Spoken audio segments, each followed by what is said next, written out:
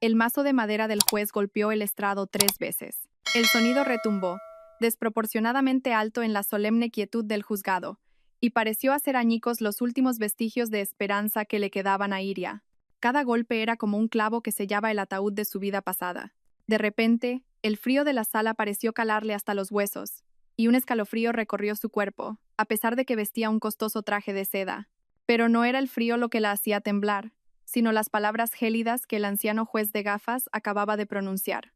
Su divorcio de Damián era definitivo. La custodia de su única hija, Sol, de apenas 5 años, le era otorgada en su totalidad a Damián. La razón: Iria era emocionalmente inestable para criar a una niña. Al otro lado de la sala, una sonrisa casi imperceptible se dibujó en los labios de Damián. El hombre que una vez le prometió protegerla toda la vida ahora la miraba con una fría expresión de triunfo. A su lado, una joven con un vestido rojo escarlata la observaba con desprecio. Iria sabía quién era. Una de las muchas mujeres que habían llenado las noches de Damián mientras ella lo esperaba sola en casa. La acusación de emocionalmente inestable era una broma cruel.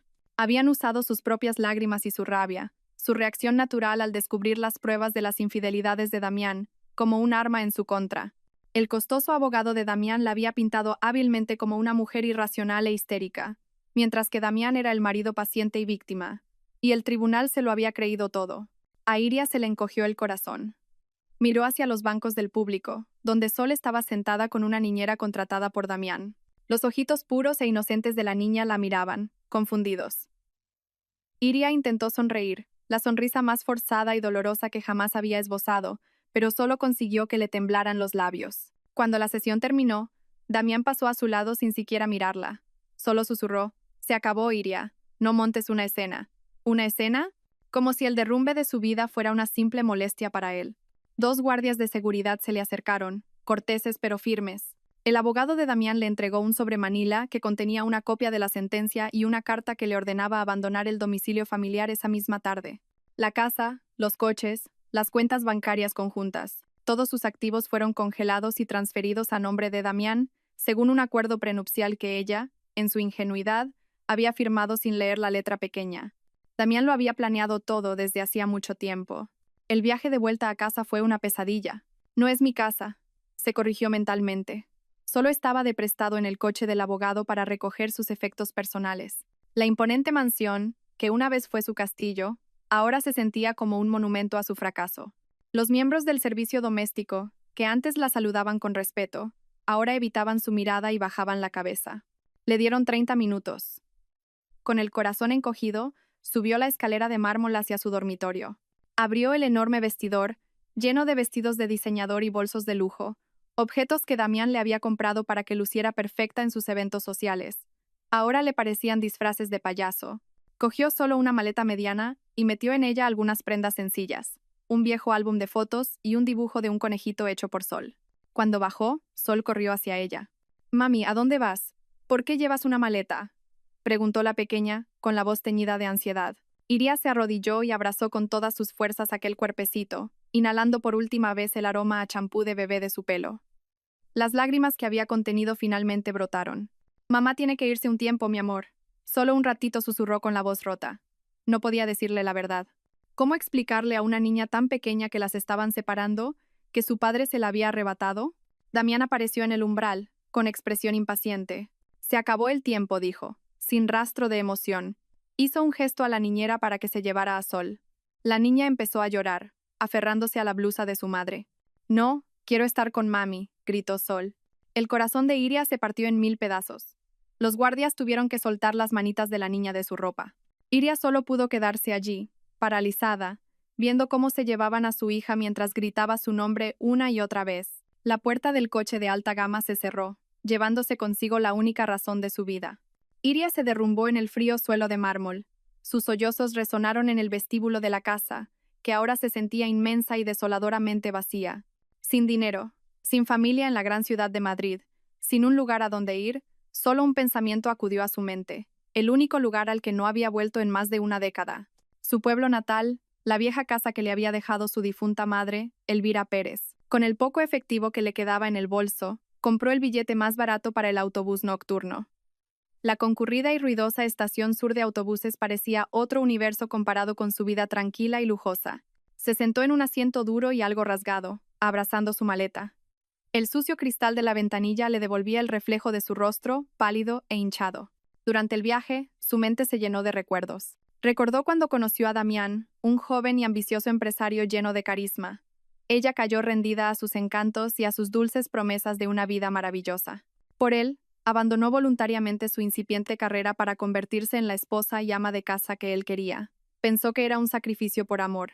Ahora veía que había sido el primer paso de Damián para aislarla, para hacerla completamente dependiente de él y así poder destruirla con facilidad.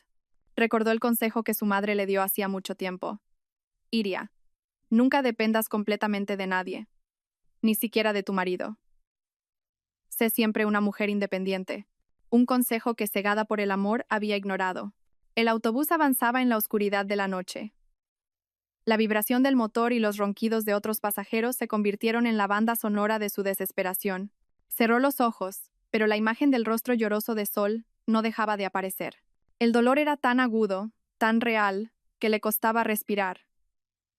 Lo había perdido todo: su marido, su fortuna, su casa y, lo más doloroso, a su hija. Damián se lo había arrebatado todo, sin dejarle nada. Tras un viaje nocturno que pareció eterno, el autobús finalmente se detuvo en una pequeña y polvorienta estación al amanecer. El aire fresco y limpio del campo se sentía extraño en sus pulmones, acostumbrados al aire acondicionado de la ciudad. Haciendo acopio de las fuerzas que le quedaban, caminó por las calles que le eran familiares desde su infancia. Algunos vecinos del pueblo la miraron de forma extraña, quizás reconociéndola pero extrañados por su aspecto desaliñado. Finalmente, llegó a una vieja casa de pueblo, descuidada y deteriorada. La pintura blanca estaba desconchada en su mayor parte, revelando la madera envejecida. En el pequeño patio, las malas hierbas crecían hasta la altura de las rodillas. Era la casa donde había crecido, un lugar lleno de recuerdos del calor de su madre. Empujó la vieja y chirriante cancela. Con mano temblorosa, introdujo en la cerradura una llave antigua que siempre había guardado en su cartera. La pesada puerta de madera se abrió con un largo gemido. Un olor a polvo, a madera húmeda y a recuerdos del pasado la envolvió. Entró y la puerta se cerró tras ella, como si la oscuridad se la tragara. Dejó la maleta en el suelo polvoriento. Los primeros rayos de sol de la mañana se filtraban por las rendijas de las ventanas, iluminando los muebles viejos cubiertos con sábanas blancas. Todo estaba exactamente como lo había dejado la última vez, años atrás, cuando su madre murió. Silencioso, vacío y olvidado, justo como ella se sentía ahora. Iria se apoyó en la pared y se deslizó hasta el suelo. Ya no le quedaban lágrimas. En su lugar, un vacío infinito se apoderó de ella. Mi vida ha terminado. Los primeros días en la vieja casa transcurrieron en una neblina de depresión. Iria no hacía más que yacer en la cama raída de su antiguo dormitorio, mirando el techo agrietado. Las cortinas permanecían corridas, bloqueando la luz del sol. El silencio de la casa era tan denso que solo se rompía con el crujido de la madera cuando se movía o el zumbido de algún insecto. Ya no había risas de Sol, ni el murmullo de los pasos del servicio, ni el tintineo de los cubiertos en una larga mesa. Solo un silencio ensordecedor que le recordaba constantemente todo lo que había perdido. No comía. Solo bebía agua del grifo, que tenía un ligero sabor a óxido. Su cuerpo estaba débil, pero su mente no dejaba de revivir las escenas del juicio, el rostro satisfecho de Damián y los gritos de su hija. Al cuarto día, un hambre atroz finalmente la obligó a levantarse. Le dolía el estómago. Tambaleándose, fue a la cocina. La vieja nevera llevaba mucho tiempo desenchufada y estaba vacía. Abrió las alacenas buscando algo que comer. Solo encontró un paquete de fideos instantáneos caducado y unas bolsitas de té que habían perdido todo su aroma. Puso a hervir agua en una olla vieja sobre un pequeño fogón de gas que por suerte aún funcionaba. Mientras esperaba, su mirada recorrió la polvorienta cocina. Vio el delantal de flores de su madre colgado de un gancho. De repente, un recuerdo la asaltó. Su madre, de pie frente a ese mismo fogón, enseñándole a hacer lentejas. Recordó su risa cuando a ella se le cayó la botella de aceite de oliva. La calidez de ese recuerdo contrastaba brutalmente con el frío de la desesperación que la envolvía. Después de forzarse a comer los insípidos fideos, un extraño impulso nació en ella. Ya no podía soportar el polvo y la suciedad que la rodeaban. Eran un espejo de su propia vida hecha pedazos. Necesitaba hacer algo, cualquier cosa, para distraer su mente del dolor insoportable. Empezó por la cocina. Encontró un trapo viejo, jabón y un cepillo. Empezó a fregar la mesa, a lavar los platos sucios que habían quedado y a barrer el suelo. Al principio, sus movimientos eran lentos y sin fuerza, pero poco a poco, la actividad física empezó a darle un mínimo consuelo. Su atención se centró en las manchas del suelo, en la gruesa capa de polvo sobre las alacenas. Cada rincón que conseguía limpiar le daba una tenue sensación de logro que no había sentido en mucho tiempo. En los días siguientes, la limpieza de la casa se convirtió en su ritual. De la cocina pasó al salón. Abrió todas las ventanas, dejando que entraran el aire fresco y la luz del sol. Retiró las sábanas blancas que cubrían los muebles y golpeó el viejo sofá hasta que el polvo se levantó como una nube. Debajo de una mesita, encontró un álbum de fotos. Dentro había fotos de su infancia. Ella riendo feliz en las rodillas de su padre, fallecido hacía mucho tiempo. Fotos de su adolescencia con sus amigas del instituto. Y en cada foto la sonrisa amable de su madre. Su madre, Elvira Pérez, había sido una mujer fuerte e independiente. Una maestra de escuela primaria que la había criado sola tras la muerte de su marido. Nunca se quejaba. Siempre encontraba la manera de que todo alcanzara. Iria sintió una punzada de vergüenza. Su madre se había enfrentado a dificultades mucho mayores y nunca se había rendido. Y ella, acostumbrada a una vida de comodidades, se había derrumbado a la primera tormenta. La tarea más difícil fue el dormitorio principal, el de su madre. Todo seguía ordenado, como si ella solo hubiera salido un momento. Sobre el tocador aún estaban su polvera y su peine de madera. Iria abrió el armario y el olor característico a lavanda, mezclado con el suave perfume de la ropa de su madre, la inundó. Abrazó una de sus viejas batas y sin poder evitarlo volvió a llorar. Esta vez no eran lágrimas de desesperación, sino de una profunda añoranza. Echaba de menos sus consejos, sus abrazos reconfortantes. Deseaba que estuviera allí para decirle qué hacer. Después de limpiar todos los espacios principales, solo quedaba un lugar, el cobertizo del fondo del patio, una pequeña construcción de madera separada de la casa. Era un lugar que de niña siempre le había dado un poco de miedo, donde su madre guardaba los trastos viejos. Con cierta vacilación, abrió la puerta atascada del cobertizo. Un aire mohoso y húmedo la recibió. La luz del sol que entraba por la puerta abierta reveló muebles viejos y rotos, periódicos amarillentos y gruesas telarañas en cada esquina. Esta sería la tarea más sucia. Empezó a sacar las cosas una por una, clasificando lo que había que tirar y lo que quizás se podría arreglar. Una vieja mecedora con el respaldo roto, una máquina de coser manual oxidada, una pila de libros de texto antiguos. Trabajó sin descanso durante horas, empapada en sudor. Cuando el sol empezaba a ponerse y apenas le quedaban fuerzas, llegó al fondo del cobertizo. Allí se encontraba un arcón de nogal enorme y pesado. Parecía tan sólido y antiguo. Su madre le había dicho una vez que era una herencia de su abuela. Iria no tenía intención de moverlo, solo quería limpiar el polvo a su alrededor. Mientras barría detrás del arcón, el palo de la escoba golpeó accidentalmente con fuerza uno de sus costados. De repente, notó algo extraño. Con el golpe, el arcón se había desplazado ligeramente. Era imposible que algo tan pesado se moviera con tanta facilidad. Intrigada, lo empujó con todas sus fuerzas.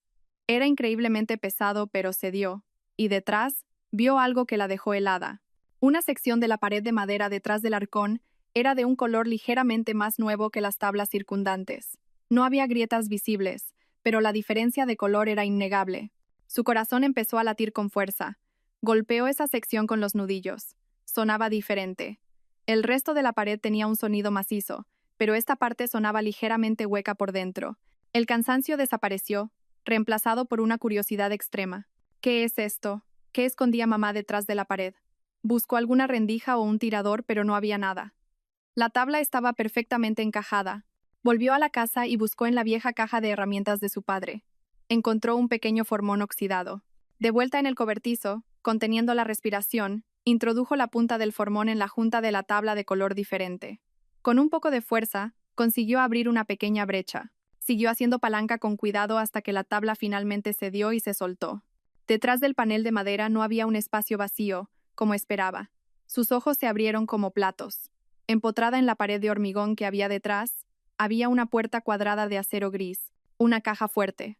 Una vieja caja fuerte con una manivela en el centro y un dial de combinación numérica ligeramente desgastado. Había estado allí todo este tiempo, escondida en el lugar más insospechado de su casa. Su corazón latía tan fuerte que podía oírlo en sus oídos. Con dedos temblorosos, tocó la fría superficie de acero. ¿Qué habría dentro? ¿Por qué su madre escondería una caja fuerte aquí? Miles de preguntas se agolpaban en su mente. En medio de las ruinas de su vida, en este viejo y mugriento cobertizo, acababa de descubrir un secreto.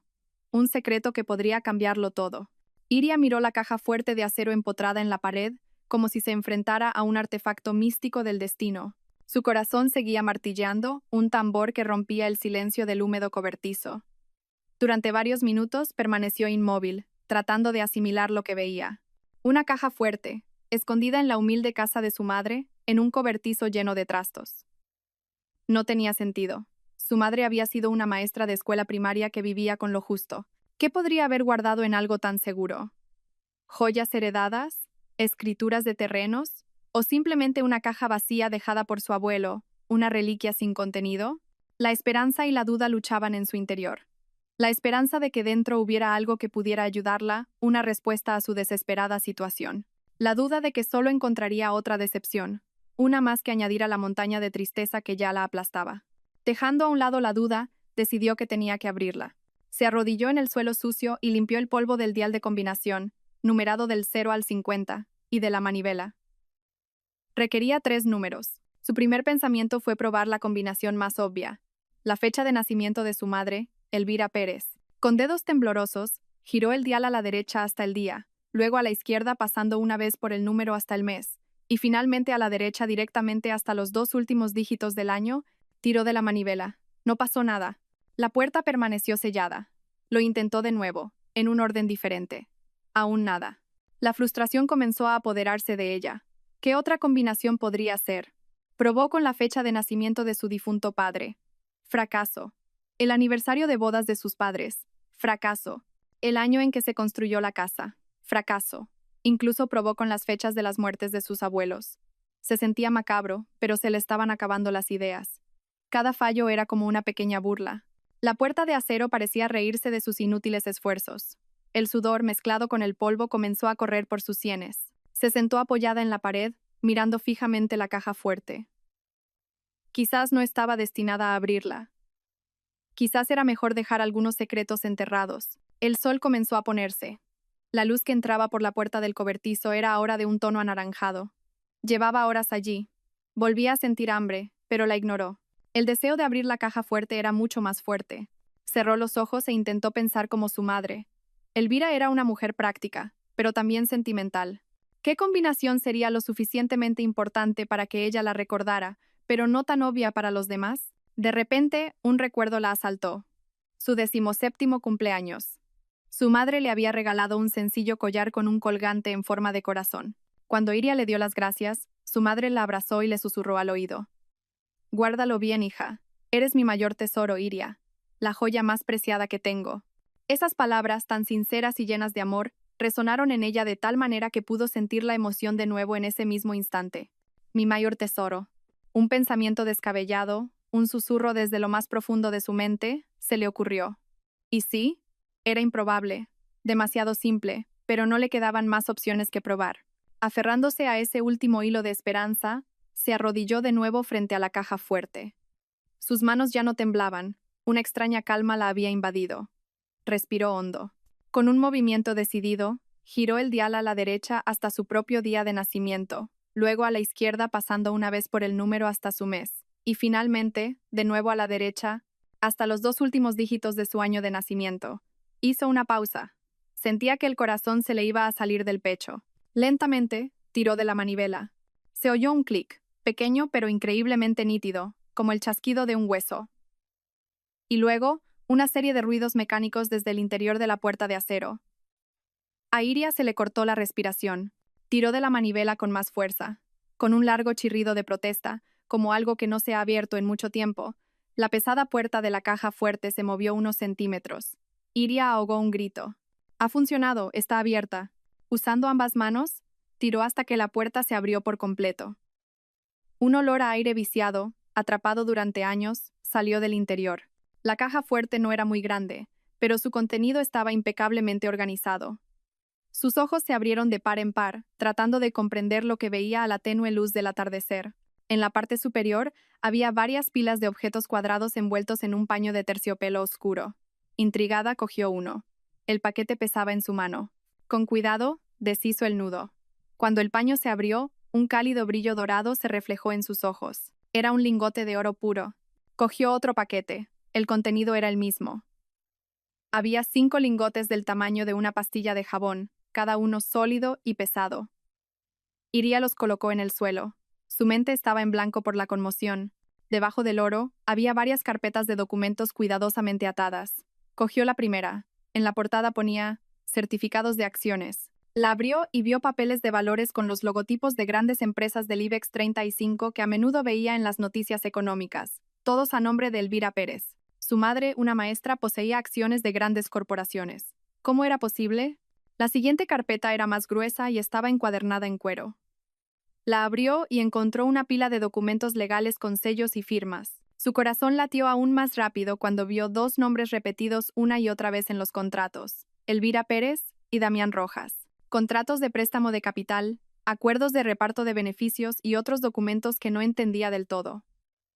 Pero una cosa estaba clara: había habido una relación comercial seria entre su madre y Damián, algo de lo que nunca le habían hablado.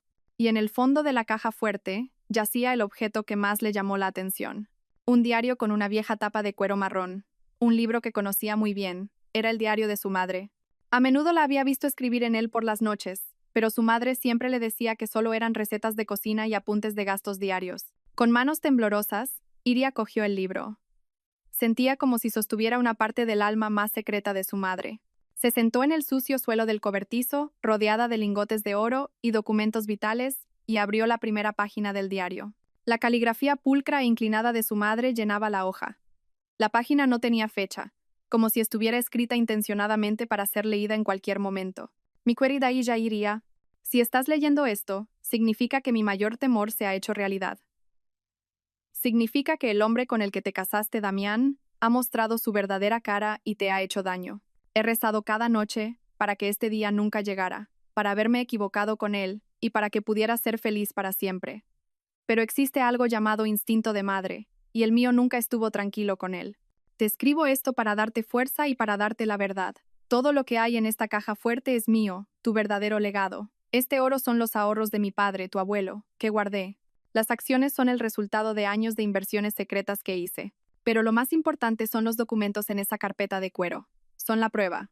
Cuando Damián se te acercó con todos sus encantos, no era más que un joven ambicioso sin capital. Sus ideas de negocio eran brillantes, pero no tenía dinero. Vino a mí, suplicándome un préstamo para empezar. Juró por su amor por ti, ante mí, que sería una inversión conjunta. Le di todos mis ahorros. Incluso vendí 2 parcelas de tierra que heredé de mi padre para ayudarle. Ese dinero fue la base sobre la que se construyó todo su imperio empresarial actual. Nuestro contrato está en esos documentos. Un contrato que él ha olvidado o ignorado deliberadamente. Intenté reclamar mi parte amistosamente hace años, pero él simplemente se rió y dijo que consideraba el dinero un regalo de su suegra. Sabía que yo no haría nada porque no querría arruinar tu matrimonio. Usó mi amor por ti como rehén para silenciarme. Fue entonces cuando supe la clase de hombre que era. Empecé a reunir todas estas pruebas como una red de seguridad para ti y las guardé aquí. Úsalo, hija. Úsalo todo para levantarte. No se trata solo del dinero, se trata de justicia. Se trata de recuperar lo que era nuestro por derecho. No dejes que gane. Eres mucho más fuerte de lo que crees. Eres mi hija. Mi sangre corre por tus venas. Ahora, levántate y lucha. Iria cerró el diario. Las lágrimas corrían por sus mejillas. Pero esta vez, no eran lágrimas de tristeza o desesperación. Eran lágrimas de una furia ardiente. Su cuerpo ya no temblaba de frío o de miedo, sino por una nueva y poderosa oleada de fuerza. Su madre no la había dejado sin nada. Le había dejado un legado, un mapa y un arsenal. Damián no solo la había traicionado a ella, sino que había estafado y robado a su madre desde el principio. Todo el lujo en el que había vivido se había construido sobre el sacrificio y las lágrimas de su madre. Esa noche, en el oscuro y polvoriento cobertizo, la Iria del pasado murió, y de sus cenizas nació una nueva mujer. Una mujer con un objetivo claro. Se vengaría de los pecados de su marido y recuperaría, desde la raíz, todo lo que él le había arrebatado. Esa noche, Iria no durmió. A la luz de un viejo quinqué que encontró en la cocina, se sentó en la mesa de madera y leyó el diario de su madre de principio a fin. Cada página que pasaba revelaba una nueva capa de las mentiras de Damián y del sufrimiento oculto de su madre. Elvira Pérez había documentado meticulosamente cada encuentro con Damián, cada promesa que él hizo y cada momento en que ella se sintió engañada. Escribió sobre cómo había esperado pacientemente los informes del progreso de su inversión, pero Damián siempre la esquivaba con excusas de estar demasiado ocupado o con frases como: «No se preocupe, suegra, todo está a buen recaudo en mis manos». Años después, cuando el negocio de Damián ya había despegado, su madre le pidió una pequeña parte de los beneficios para ayudar a renovar la escuela del pueblo. Damián se negó cortésmente, alegando que todos los beneficios debían reinvertirse en la expansión. «Es por el futuro de Iria y de nuestros nietos», dijo, manipulando sus sentimientos. Elvira escribió lo mucho que le dolió, no por el dinero, sino porque vio la codicia en los ojos de su yerno. Se dio cuenta de que le había entregado todos sus bienes a un lobo con piel de cordero. Decidió no enfrentarse a él públicamente para proteger el matrimonio de Iria, pero en silencio se preparó para la guerra. Contrató a un asesor financiero para rastrear los activos de la empresa de Damián que se originaron de su capital inicial y recopiló cada documento que pudo encontrar. La caja fuerte era su arsenal. Al amanecer, Iria cerró el diario. Su ira se había enfriado, transformándose en algo más duro y afilado. Un plan. Ya no se veía a sí misma como una víctima. Era la heredera de la lucha de su madre. Su primer paso fue convertir ese legado en capital operativo. Metió un lingote de oro en una vieja bolsa de tela, escondiéndolo bajo una pila de ropa. Tomó un autobús a una ciudad de provincia más grande, como Salamanca, donde nadie la conociera. No fue fácil encontrar un comprador de oro que no hiciera demasiadas preguntas. Tuvo que entrar en varias tiendas y sentir las miradas recelosas de los dueños. Finalmente, encontró a un viejo comerciante que estaba más interesado en la pureza del oro que en su procedencia. Tras un tenso proceso de tasación, una cantidad considerable de euros en efectivo cambió de manos. Sentir tanto dinero en su bolso era extraño y pesado. Era su primer dinero, ganado por su propio esfuerzo, aunque de una manera poco convencional. Ese dinero le dio opciones. No volvería a la vieja casa del pueblo, al menos no por ahora. Ese era un lugar para sanar, no para planificar una guerra. Necesitaba un nuevo cuartel general. De vuelta en Madrid, alquiló un pequeño apartamento en un edificio discreto. Un estudio limpio y funcional, un contraste brutal con la lujosa mansión de su vida anterior, pero este lugar se sentía más seguro. Era suyo, pagado con su propio dinero. El siguiente paso fue transformarse a sí misma. La Iria que Damián conocía era un ama de casa sumisa, cuyo gusto había sido moldeado por él, cuya apariencia siempre estaba destinada a complacerle. Esa Iria tenía que morir. Fue a una peluquería de lujo, pero no a la que solía ir. Con una nueva determinación, se sentó en la silla y le dijo al estilista: «Córtamelo, muy corto». Horas después, su larga melena había sido reemplazada por un corte de pelo corto y moderno que enmarcaba su rostro y acentuaba sus pómulos. La mirada en el espejo era diferente, más centrada, más peligrosa. Se deshizo de todos los vestidos de seda y los tacones que había traído. Fue de compras y adquirió un nuevo vestuario. No las marcas de lujo que solía llevar, sino ropa de negocios de calidad.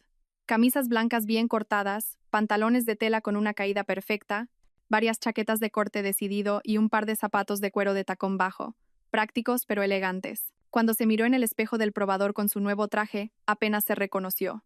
Ante ella había una mujer profesional y fuerte, alguien a quien no se podía subestimar. Era su armadura de batalla.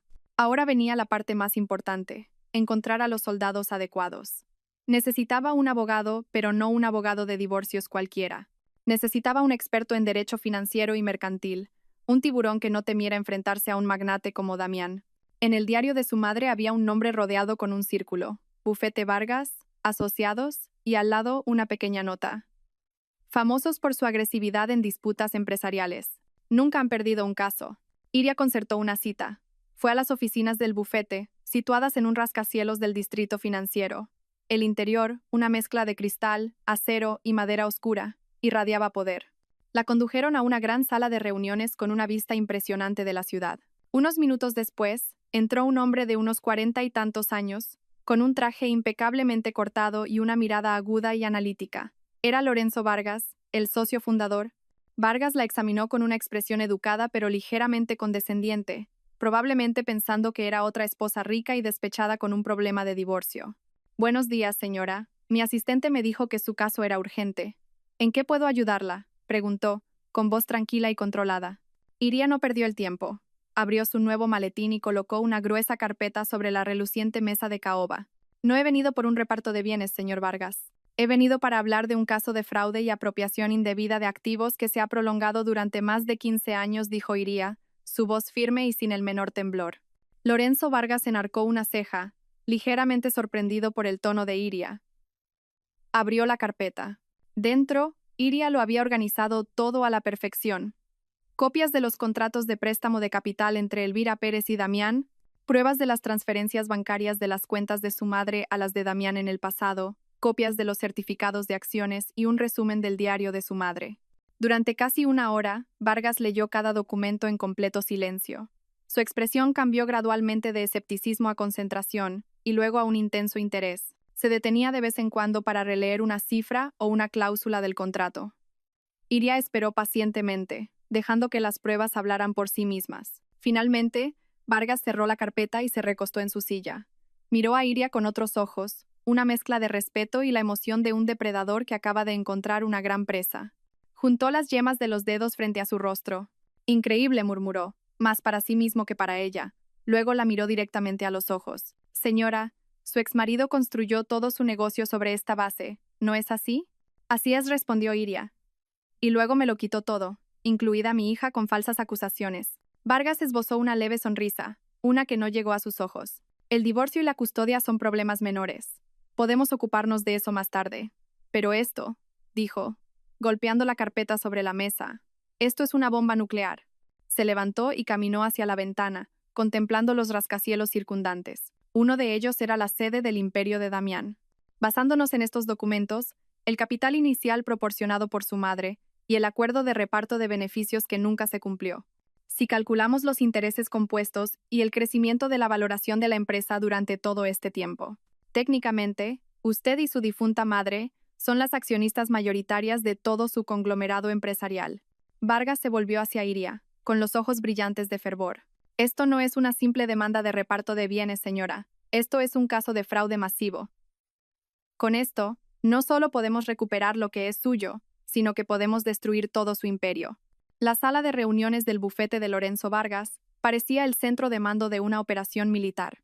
La gran pizarra de cristal, normalmente vacía, estaba ahora cubierta de complejos diagramas, nombres de empresas y cifras interconectadas. Durante una semana, Iria y Vargas, con la ayuda de un equipo de analistas financieros, diseccionaron el imperio empresarial de Damián hasta el más mínimo detalle. Iria aprendió rápidamente, devorando informes anuales, perfiles de directivos y noticias del sector. Ya no era una clienta que dejaba todo en manos de su abogado. Era una comandante que necesitaba entender cada rincón del campo de batalla. Si presentamos la demanda ahora mismo, explicó Vargas una mañana, señalando un organigrama de las empresas de Damián, nos verá venir a kilómetros de distancia.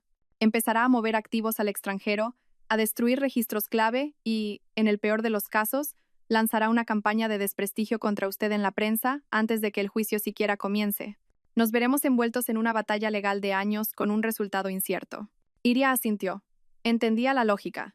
Así que no atacamos de frente. Exacto, replicó Vargas, con un brillo en los ojos. No asaltaremos su castillo. Envenenaremos sus pozos, cortaremos sus líneas de suministro y prenderemos fuego a sus graneros. Lo llevaremos al pánico, haremos que cometa errores. Y cuando esté debilitado y aislado, solo entonces, tomaremos el castillo. Su primer movimiento fue crear una identidad fantasma para Iria, una entidad empresarial imposible de rastrear hasta ella. Con la ayuda de la red internacional de Vargas, establecieron una sociedad holding en Luxemburgo llamada Legado Elvira Holdings. El nombre era un homenaje personal de Iria a su madre, un secreto que le daba fuerza. Legalmente, la empresa era propiedad de una cadena de otras compañías registradas en varios países, un laberinto burocrático casi impenetrable. De cara al exterior, Legado Elvira Holdings parecía un nuevo y agresivo jugador en el mundo de las inversiones del sudeste asiático. Nadie sabía que detrás había una mujer con un único objetivo. Una vez preparada su base legal, comenzó la caza. El equipo de Vargas identificó docenas de empresas que eran cruciales en la cadena de suministro de Damián. Iria pasó días estudiando cada objetivo, buscando el más vulnerable. Finalmente, su elección recayó en una empresa llamada Metales Ibéricos S.A. No era la más grande, pero su papel era vital. Eran el único proveedor nacional de una aleación de titanio especializada, un componente clave en los productos electrónicos estrella de la empresa de Damián. Si ese suministro se interrumpía, la línea de producción más importante de Damián se detendría en seco. Y lo que es más importante, los informes financieros de Metales Ibéricos mostraban que la empresa familiar tenía una deuda considerable con varios bancos. Estaban sangrando, y el tiburón había olido la sangre. A través del legado Elvira Holdings, el equipo de Vargas comenzó a moverse en silencio. No intentaron comprar la empresa directamente. En su lugar, se acercaron a los bancos acreedores y compraron la deuda de Metales Ibéricos, a menudo con un descuento. En cuestión de semanas, sin que los dueños de Metales Ibéricos se dieran cuenta, Legado Elvira Holdings se había convertido en su principal acreedor. Ahora tenían las riendas de la empresa. Mientras Iria se sumergía en su silenciosa guerra, Damián estaba en la cima del mundo. Acababa de inaugurar una nueva fábrica en una ceremonia ostentosa a la que asistieron altos cargos del gobierno y que fue cubierta por la prensa nacional. En su discurso habló de visión, innovación y trabajo duro. No mencionó ni una sola vez de dónde había salido su capital inicial. Esa noche, celebró una fiesta privada en su lujoso ático. Rodeado de figuras de la alta sociedad, modelos y socios aduladores, se sentía invencible. El divorcio de Iria era solo un pequeño bache, olvidado hacía mucho tiempo. Para él, Iria era un capítulo cerrado, un recuerdo de una mujer débil que no había podido seguir su ritmo. No tenía ni idea de que el fantasma de su pasado estaba ahora apuntando una daga al corazón de su negocio. El momento del ataque finalmente llegó. Un lunes por la mañana, el director general de Metales Ibéricos recibió una llamada de un representante del legado Elvira Holdings. La llamada fue breve y brutal. Se les exigía el pago íntegro de su deuda vencida en un plazo de 48 horas. Por supuesto, no podían pagarla. La alternativa que se les ofreció fue la quiebra o una adquisición total por parte del legado Elvira Holdings. Acorralada, la familia propietaria de Metales Ibéricos no tuvo más remedio que entregar la empresa que habían construido durante 3 generaciones. La adquisición fue rápida y eficiente. El miércoles por la mañana, sonó el teléfono en el escritorio de Damián. Al otro lado de la línea, la voz de su jefe de producción era puro pánico. Señor Rojas, tenemos un problema muy grave. Acabamos de recibir un correo oficial de Metales Ibéricos. Cancelan unilateralmente todos nuestros contratos de suministro, con efecto inmediato. Damián casi se atraganta con el café. ¿Cancelar? ¿De qué hablas? Tenemos un contrato a largo plazo con ellos. Demándalos. El problema, señor, es que han sido adquiridos. El nuevo propietario es un fondo de inversión de Luxemburgo. El correo dice que están llevando a cabo una reestructuración total y cancelando todos los acuerdos existentes. Según la cláusula de adquisición de nuestro contrato, es legal. La rabia tiñó el rostro de Damián. ¿Cómo se llama esa empresa? ¿Quién está detrás? Legado Elvira Holdings, señor. Hemos intentado averiguarlo, pero la información es muy limitada. Son como un fantasma. Damián estrelló el teléfono contra el escritorio con un ruido seco. Su taza de café se volcó, manchando documentos importantes. Fuera de su despacho, sus empleados guardaron un silencio temeroso. Inmediatamente, llamó a algunos de sus contactos influyentes para intentar presionar a los nuevos dueños de Metales Ibéricos, pero todos sus esfuerzos chocaron contra un muro. Legado Elvira Holdings se negó a negociar. No cedieron a las amenazas. Su principal línea de producción estaba ahora al borde de la paralización total. Tendría que buscar un nuevo proveedor en el extranjero, lo que le llevaría meses y le costaría varias veces más. Maldijo en voz alta. No estaba asustado, solo furioso. Para él esto era obra de un competidor celoso de su éxito. Una táctica empresarial agresiva, pero común. Ni por un segundo se le ocurrió que pudiera tener algo que ver con su pasado enterrado. Estaba seguro de que podría solucionar esto. Siempre lo hacía. Subestimó a su enemigo. Y ese fue su primer error. A miles de kilómetros del caos en el despacho de Damián, en su modesto apartamento, Iria estaba sentada frente a su ordenador portátil. Tenía abierta una web de noticias financieras, mirando el gráfico de las acciones de la empresa de Damián. Una fina línea roja había comenzado a moverse hacia abajo. La caída aún no era grande, solo unos pocos puntos, resultado de los primeros rumores sobre problemas de producción que empezaban a extenderse entre los inversores. Pero para Iria, esa línea roja era la vista más hermosa del mundo. Era la primera gota de sangre. Levantó su taza de té, aún caliente. Una sonrisa fría y calculadora se dibujó en sus labios. El tablero de ajedrez estaba dispuesto, y el primer peón había avanzado. El primer movimiento había sido un éxito, incluso superando las expectativas. El caos dentro de la empresa de Damián había creado pequeñas grietas que podían explotar. Pero Lorenzo Vargas le recordó a Iria que los ataques externos no serían suficientes.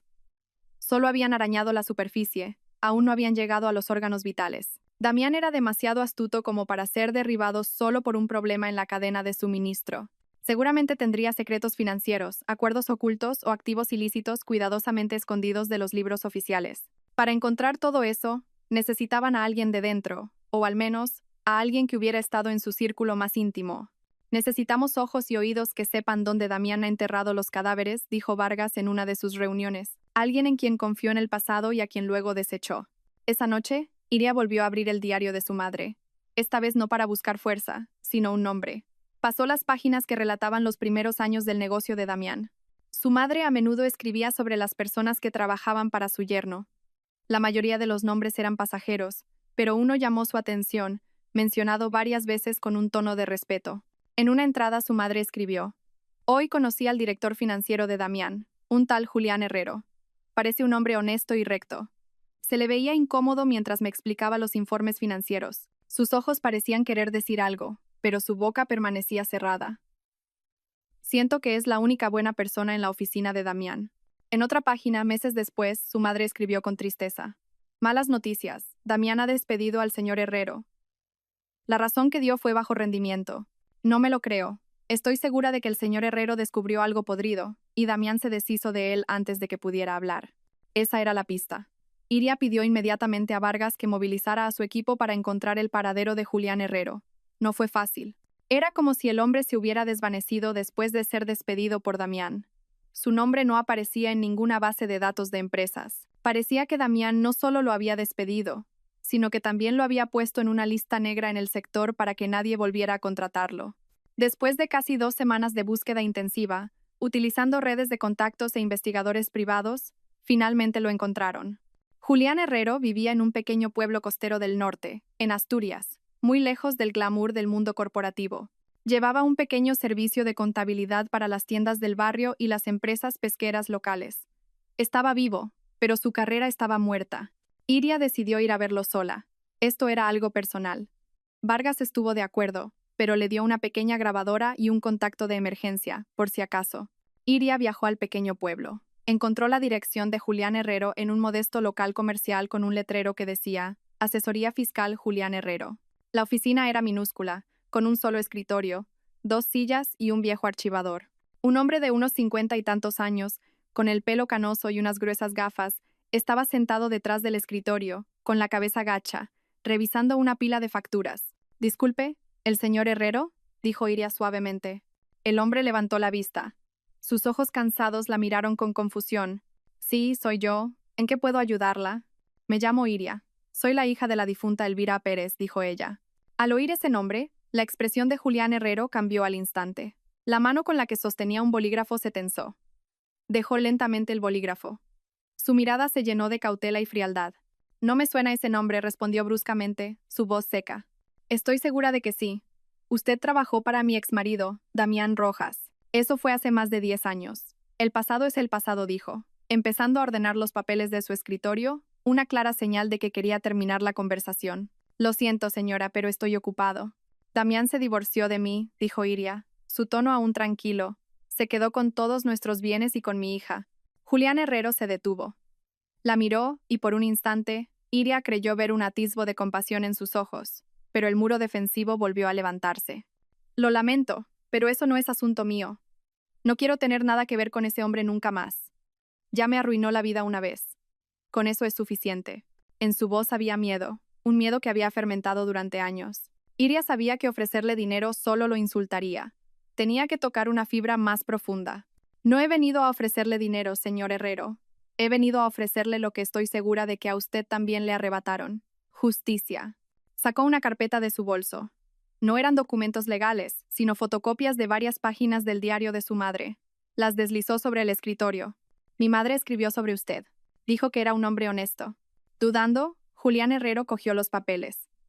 Se ajustó las gafas y empezó a leer la caligrafía de Elvira Pérez.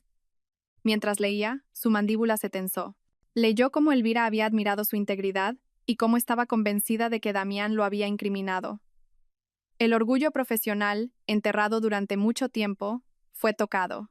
Su madre era una mujer excepcional, susurró finalmente, con la voz ronca. Intenté advertirla sutilmente en aquel entonces.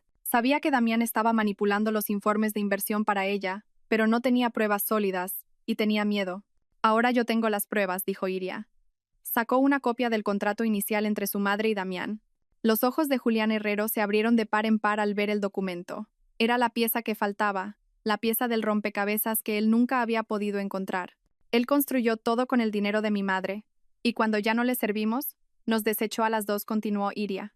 Pensó que éramos débiles, que porque éramos mujeres, no contraatacaríamos, que porque usted era un hombre corriente, se quedaría callado para siempre. ¿Vamos a dejar que tenga razón, señor Herrero? Julián Herrero se recostó en su silla, respirando con dificultad.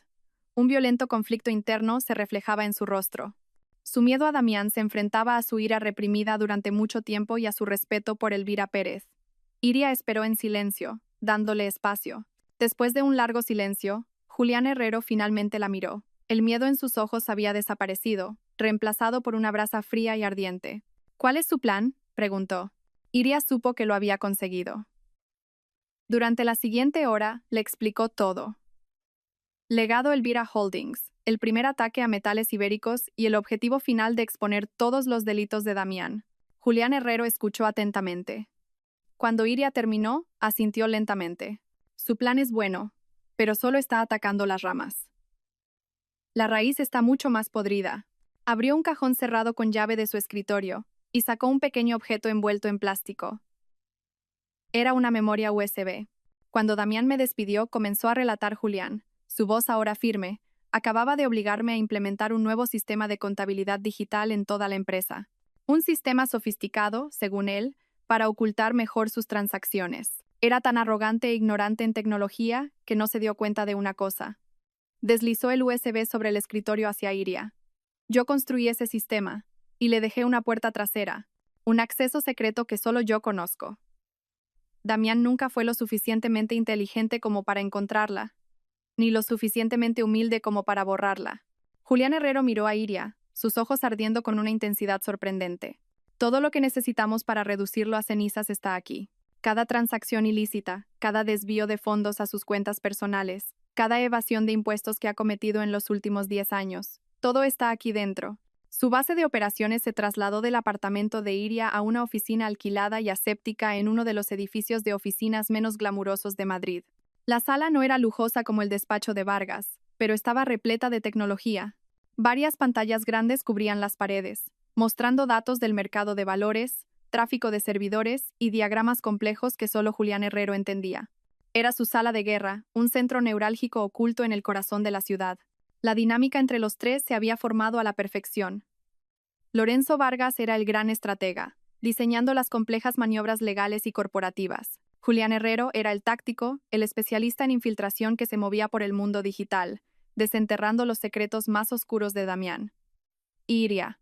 Ella era la comandante, la que marcaba la dirección y el objetivo, la fuente de la llama que alimentaba la pasión de todos ellos. Cada decisión importante pasaba por su aprobación. El USB de Julián Herrero era una caja de Pandora. Cada día descubrían un nuevo nivel de corrupción, más profundo que el anterior. Con sus habilidades profesionales, largo tiempo dormidas, Julián navegó por la puerta trasera con la precisión de un cirujano.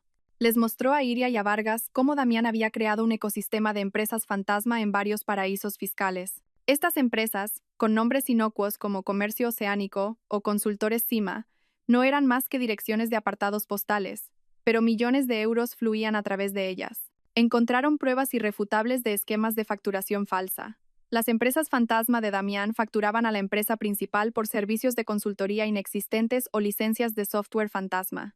Damián, como director general, aprobaba los pagos, robando efectivamente a su propia empresa y a sus accionistas para desviar el dinero a sus cuentas personales en el extranjero. Julián incluso rastreó los fondos desde allí hasta la compra de un yate de lujo en Marbella y un apartamento en Londres. Todo registrado a nombre de las empresas fantasma. Damián no era solo rico, había construido un imperio en la sombra, oculto a los ojos de Hacienda y de la ley. Iria sintió náuseas al ver los complejos diagramas de flujo de dinero. Su vida de lujo pasada había sido financiada por estos crímenes. Cada vestido caro, cada vacación opulenta, todo estaba manchado.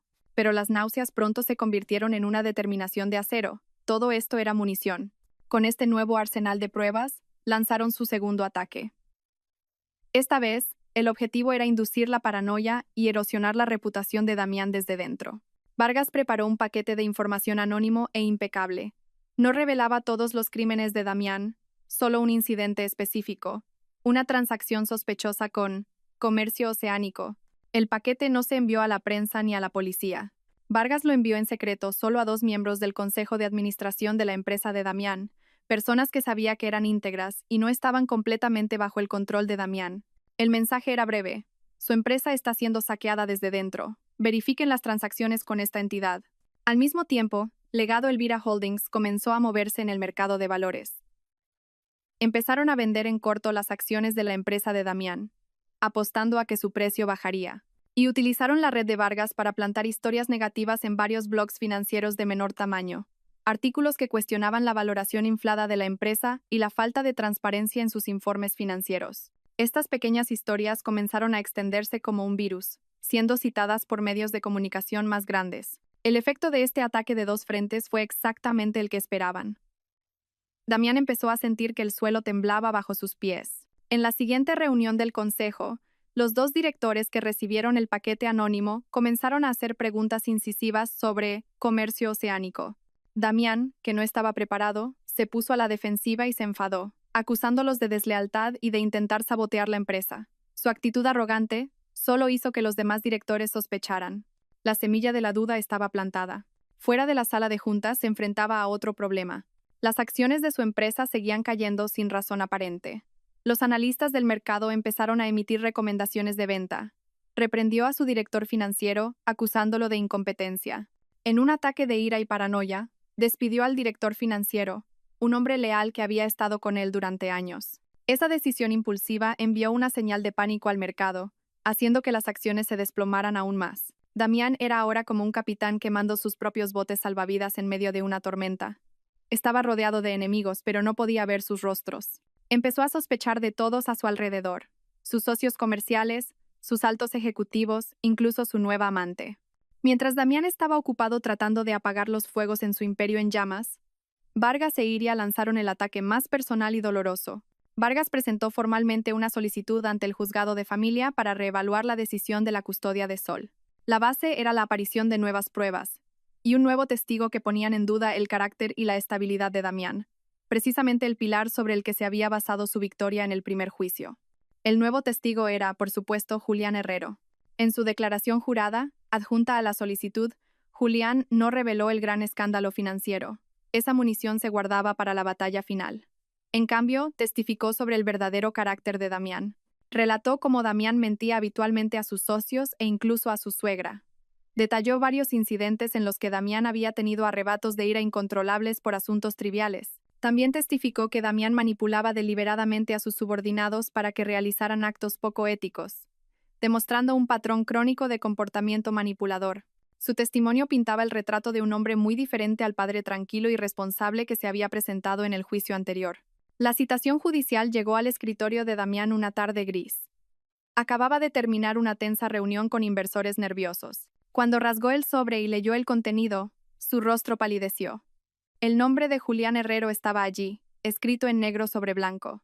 El hombre al que había arruinado y olvidado hacía años ahora se levantaba de su tumba para atormentarlo. Apretó la carta hasta que sus nudillos se pusieron blancos. Esto ya no era un ataque empresarial anónimo. Esto era personal. Alguien estaba orquestando todo esto. Alguien estaba desmantelando su vida pieza por pieza. Su imperio empresarial bajo asedio, su reputación destruida. Y ahora, Sol, el único símbolo de su victoria sobre Iria, estaba en peligro de serle arrebatada. Por primera vez en su vida de éxito, Damián sintió un miedo genuino. La tormenta ya no se acercaba. La tormenta había llegado y estaba justo encima de él. Damián se sentía como si caminara sobre una fina capa de hielo. Cada día traía una nueva mala noticia. Cada llamada telefónica era una amenaza potencial. En medio de este caos, su equipo de relaciones públicas le aconsejó que siguiera apareciendo en público para acallar los rumores y demostrar que todo estaba bajo control. Una gala benéfica anual para la alta sociedad era el escenario perfecto. Debía asistir, mostrarse magnánimo, fuerte e inmune a las turbulencias del mercado. Para él, era una obligación dolorosa.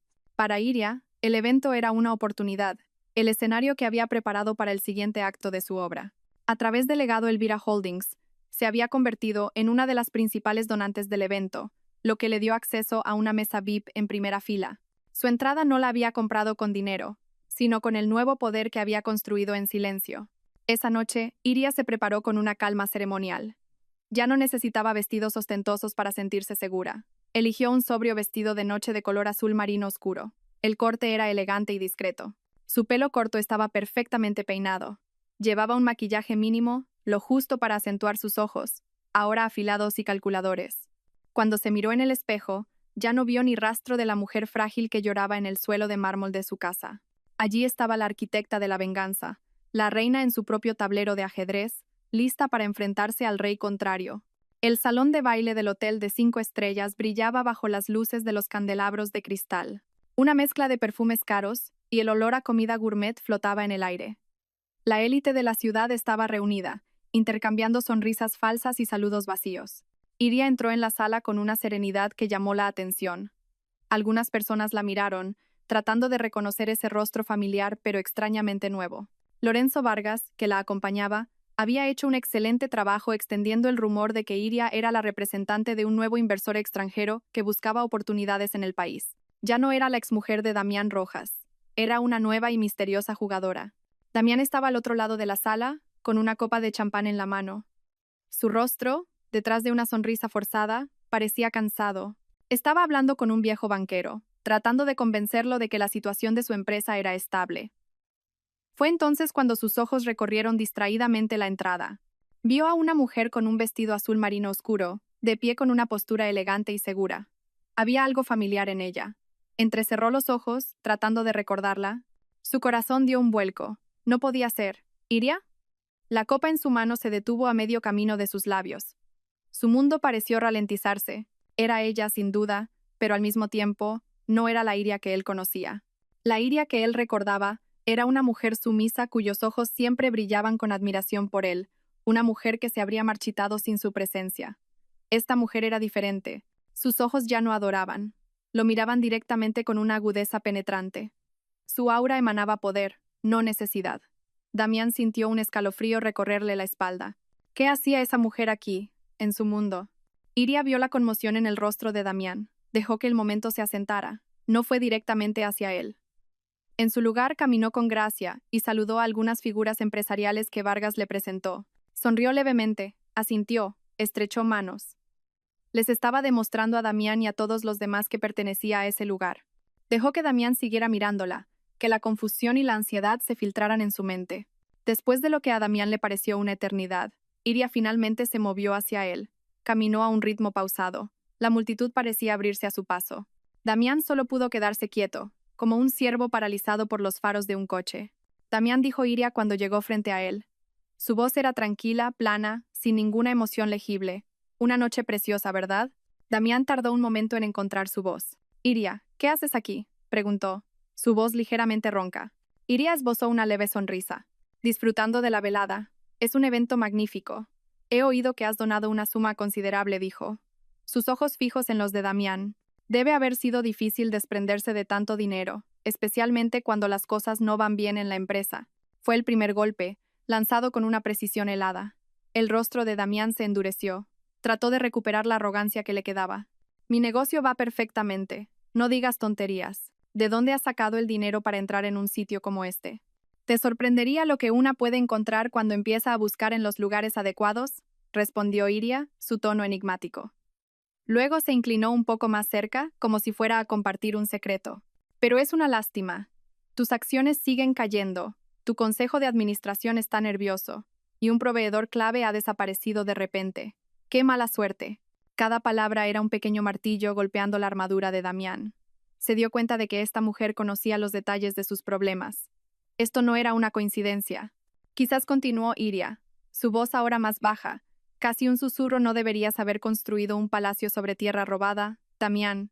La frase «tierra robada» golpeó a Damián como un puñetazo físico. Era una expresión extraña y específica. Su mente empezó a dar vueltas. ¿Podría ser? No, era una locura. Iria no tenía ni la capacidad ni los recursos para hacer todo esto. Al ver la duda y la confusión en el rostro de Damián, Iria supo que solo necesitaba un último empujón, la llave que abriría la puerta del terror en la mente de su exmarido. Se inclinó aún más cerca, su voz ahora solo audible para ellos dos en medio del bullicio de la fiesta. Mi madre me contó una vez, susurró, que hace mucho tiempo, cuando fuiste a pedirle todos sus ahorros, le prometiste: no se preocupe, suegra, con este dinero construiré un palacio para Iria. Iria hizo una pausa, dejando que esas palabras flotaran en el aire. Y cumpliste tu promesa, Damián. Construiste ese palacio. Pero te olvidaste de una cosa, susurró, sus ojos fríos ahora fijos en los de Damián, que estaban llenos de horror. Que un palacio construido sobre mentiras tiene sus cimientos hechos de arena. Eso era. La palabra palacio. Una palabra de una conversación privada entre tres personas, dos de las cuales ya no podían hablar. Una estaba muerta, y la otra era el propio Damián. Nadie más podía conocer ese detalle. No estaba en ningún documento. Era un susurro del pasado, de la tumba. El rostro de Damián pasó de pálido a blanco como el papel. Las piezas del rompecabezas que lo habían estado atormentando encajaron de repente en su cabeza con un ruido ensordecedor. La misteriosa empresa de inversión llamada Legado Elvira, los ataques empresariales perfectamente orquestados, el testigo del pasado que apareció de la nada, y ahora Iria, transformada en alguien irreconocible, de pie frente a él, diciendo palabras que deberían haber estado enterradas para siempre. Finalmente lo entendió. No era un competidor ni un inversor codicioso. El enemigo fantasma que había estado destruyendo su vida pieza por pieza era la misma mujer a la que había desechado y subestimado. La mujer que creía haber reducido a cenizas. Iria vio ese entendimiento, ese terror, amanecer en los ojos de Damián. Su misión para esa noche había terminado. Sin otra palabra se enderezó, le dedicó una última y significativa sonrisa, y se dio la vuelta, alejándose en silencio. Lo dejó allí, congelado en medio de la multitud de la glamurosa fiesta, solo con su nuevo y horrible terror. El pánico era un veneno de acción rápida. Después de que Iria lo dejara congelado en medio de la fiesta, Damián sintió como ese veneno se extendía por todo su sistema nervioso. Ignoró las llamadas de sus conocidos y abandonó la gala benéfica sin despedirse. Huyó al único lugar que consideraba su fortaleza, su lujoso ático, su jaula de oro en la cima de la ciudad. Esa noche no durmió. Con una botella de whisky caro como única compañía, deambuló por el silencioso apartamento. Sus pensamientos giraban en un círculo vicioso. Iria, Elvira, todo estaba conectado. Ya no se enfrentaba a un ataque empresarial. Estaba siendo perseguido por un fantasma. Con manos temblorosas, empezó a hacer llamadas. A sus banqueros en Suiza, a sus gestores de activos en las Islas Caimán. Daba órdenes frenéticas para mover fondos, liquidar posiciones, borrar rastros. Intentaba levantar los muros de su imperio en la sombra, sin darse cuenta de que el enemigo ya estaba dentro de la ciudadela. Contactó a su jefe de seguridad y le dio la vaga orden de vigilar a Iria, una amenaza velada nacida de la desesperación. Pero todos sus esfuerzos llegaban demasiado tarde. El amanecer estaba a punto de romper, y el ejército de Iria estaba listo para lanzar su ataque sorpresa.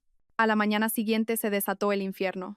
A las 9 en punto, justo cuando abría la bolsa, el equipo de Lorenzo Vargas lanzó un devastador ataque simultáneo en 3 frentes. Primero, presentaron una demanda civil de 500 páginas en el juzgado local. La demanda ya no eran meras acusaciones, era un pliego de cargos detallado, respaldado por cientos de anexos con pruebas del USB de Julián Herrero. Cada transacción ilícita, cada factura falsa, cada desvío de fondos estaba expuesto con precisión clínica. La demanda no solo exigía la devolución del capital inicial de su madre, sino también miles de millones de euros en daños y perjuicios, y el embargo de todos los activos que se demostraran fruto del fraude. Segundo, simultáneamente, el equipo de Vargas presentó una solicitud de urgencia al juez para congelar todos los activos personales y empresariales de Damián. Argumentaron que existía un alto riesgo de fuga y una gran probabilidad de que destruyera pruebas. Con un arsenal de pruebas iniciales tan potente, el juez aprobó la solicitud en menos de una hora. Esa mañana, cuando Damián intentó transferir fondos de su cuenta principal, encontró la transacción denegada. Sus tarjetas de crédito no funcionaban. Su imperio financiero quedó completamente paralizado en un instante. Tercero, y el golpe más letal, Lorenzo Vargas convocó una rueda de prensa en el vestíbulo de su bufete de abogados. Frente a docenas de periodistas de los principales medios de comunicación, Vargas no proyectó la imagen de un abogado sediento de sangre. En su lugar, presentó una narrativa poderosa y compasiva. Estamos hoy aquí, comenzó, con voz tranquila y autoritaria, para buscar justicia para una difunta madre, la señora Elvira Pérez. Una humilde maestra a la que su yerno le arrebató los ahorros de toda una vida, que debían haber sido el legado para su hija, para construir un imperio empresarial. La historia era perfecta. La heroína anónima, la hija maltratada y el magnate cruel y codicioso. La noticia estalló como una bomba. En cuestión de horas, el nombre de Damián era tendencia en todas las redes sociales, no como un icono del éxito, sino como un símbolo de fraude y traición familiar. El mundo de Damián se hizo añicos. En la bolsa, la cotización de su empresa fue suspendida. Los inversores entraron en pánico. Los socios comerciales que antes lo adulaban ahora no respondían a sus llamadas. El Consejo de Administración convocó una reunión de emergencia en su ausencia y emitió un comunicado público anunciando que Damián era suspendido de todos sus cargos a la espera de los resultados de una investigación interna. Lo estaban abandonando para salvar lo que quedaba de la empresa. Las figuras de la alta sociedad que antes lo cortejaban ahora lo convertían en el chisme más candente. Se convirtió en un paria de la noche a la mañana. Desesperado, hizo lo único que demostraba lo bajo que podía caer. Llamó a Iria. Como ella no respondió, le dejó un mensaje de voz lleno de rabia y amenazas. ¿Crees que puedes ganar, Iria? Has arruinado mi vida. Me aseguraré de que nunca seas feliz. Lucharé contra ti hasta el final. Sus amenazas vacías se convirtieron en una prueba más para Vargas, quien la utilizó inmediatamente para obtener una orden de alejamiento temporal que prohibía a Damián acercarse a menos de 100 metros de Iria y Sol. Damián estaba ahora completamente aislado e impotente. El clímax de su caída, su batalla final, no tuvo lugar en un gran tribunal mercantil, sino en la misma sala del juzgado de familia donde una vez había obtenido su arrogante victoria. El ambiente era muy diferente. Esta vez, la sala estaba llena de los flashes de las cámaras de los periodistas a los que se les había permitido el acceso. Damián estaba sentado en su silla, ya no con un traje caro, sino con uno corriente que parecía arrugado. Su rostro estaba demacrado, su mirada vacía. Al otro lado de la sala, Iria estaba sentada, serena y erguida, junto a Lorenzo Vargas. Llevaba una sencilla blusa blanca y emanaba un aura de poder silencioso. El juez que presidía era el mismo hombre. Miraba a Damián con una expresión indescifrable, una mezcla de decepción y disgusto. Esta vez, el juicio fue rápido. Vargas ni siquiera necesitó presentar las complejas pruebas financieras. Le bastó con mostrar al juez los titulares de todos los periódicos nacionales, el escándalo de fraude que ahora era de conocimiento público. Llamó a Julián Herrero al estrado, quien reafirmó con calma y credibilidad su testimonio sobre el carácter manipulador y deshonesto de Damián. Señoría, argumentó Vargas en su alegato final. El fallo anterior se basó en la presunción de que el señor Rojas era una figura estable y responsable, mientras que mi clienta no lo era. Hoy, todo el país sabe que esa presunción se construyó sobre el más profundo de los engaños. Este hombre ha estafado a su suegra, a su esposa, a su empresa y al público. ¿Cómo puede este tribunal seguir confiando a un niño a alguien que ha demostrado estar moralmente en bancarrota? Cuando le dieron a Damián la oportunidad de hablar, ya no le quedaba nada que decir. Toda su arrogancia había desaparecido, reemplazada por una miserable desesperación. Solo pudo balbucear sobre conspiraciones y mentiras, pero sus palabras sonaron huecas. El juez no tardó mucho en tomar una decisión. Miró fijamente a Damián. Este tribunal cometió un grave error basado en información manipulada. Ahora la verdad ha salido a la luz. El mazo volvió a golpear, pero esta vez, el sonido fue música para los oídos de Iria. La sentencia de custodia anterior queda anulada. La custodia total de la menor, Sol, se otorga a su madre biológica, la señora Iria. Con efecto inmediato. Jacquemat. Fuera del juzgado, una multitud de periodistas rodeó inmediatamente a Damián como buitres. Se tambaleó tratando de abrirse paso entre ellos. Su rostro derrotado fue capturado por docenas de cámaras. En medio del caos, lo vio. A pocos metros, un funcionario del juzgado sacaba a Sol por una puerta lateral. La niña parecía un poco asustada, pero sus ojos se iluminaron al instante al ver a su madre. «Mami». Iria se arrodilló y abrió los brazos. Sol corrió hacia ella. Iria la abrazó con todas sus fuerzas, hundiendo el rostro en su pelo y respirando el aroma que tanto había echado de menos. Lágrimas de alivio y felicidad finalmente corrieron por sus mejillas. Levantó la vista y sus ojos se encontraron con los de Damián por última vez. Por encima de la multitud de periodistas, Damián la miraba, ya no con triunfo, sino con la mirada de la ruina absoluta. Había perdido su dinero, su poder, y acababa de presenciar cómo le arrebataban lo último que le daba sentido. Iria apartó la vista de él, sin concederle ni un segundo más de su atención. Levantó en brazos a Sol, que le rodeó el cuello con sus bracitos. «Se acabó», mi amor, susurró Iria, su voz firme. «Vamos a casa». Se alejó, dejando atrás las ruinas de su pasado y caminando hacia un nuevo amanecer. Meses después, la vida había encontrado un nuevo ritmo, tranquilo y lleno de esperanza. Iria no regresó al Palacio de Cristal en el que una vez fue prisionera. Una de sus primeras acciones, después de que los activos volvieran legalmente a sus manos, fue vender la imponente mansión y todo lo que había en ella. Para ella, no fue una simple transacción inmobiliaria, sino un ritual de purificación, un exorcismo de los fantasmas del pasado y de los amargos recuerdos que impregnaban cada pared. Con parte de las ganancias, compró una casa en una zona residencial verde a las afueras de la ciudad. No era grande, pero tenía un amplio jardín trasero con un frondoso tilo y un columpio. Las paredes estaban pintadas de colores cálidos, y cada habitación estaba llena de luz solar y de la risa de sol. No era un palacio, era un hogar. El destino del imperio empresarial de Damián terminó en manos de Iria. Como titular de los derechos sobre el capital inicial que había fundado la empresa, se convirtió, de hecho, en la principal accionista mayoritaria. Pero no tenía interés en dirigir una compañía manchada. Se negó a seguir un camino de venganza que habría perjudicado a miles de empleados inocentes. En colaboración con Vargas y un equipo de expertos, orquestó una reestructuración total. Despidió a todos los ejecutivos corruptos que eran leales a Damián y luego vendió su participación mayoritaria a un reputado consorcio con un historial ético, con la condición de que se mantuviera a toda la plantilla. Cortó sus lazos con el pasado de una manera responsable. La venta le proporcionó una fortuna limpia y legítima, sin la mancha de la mentira. Para Damián, su karma llegó rápida y exhaustivamente.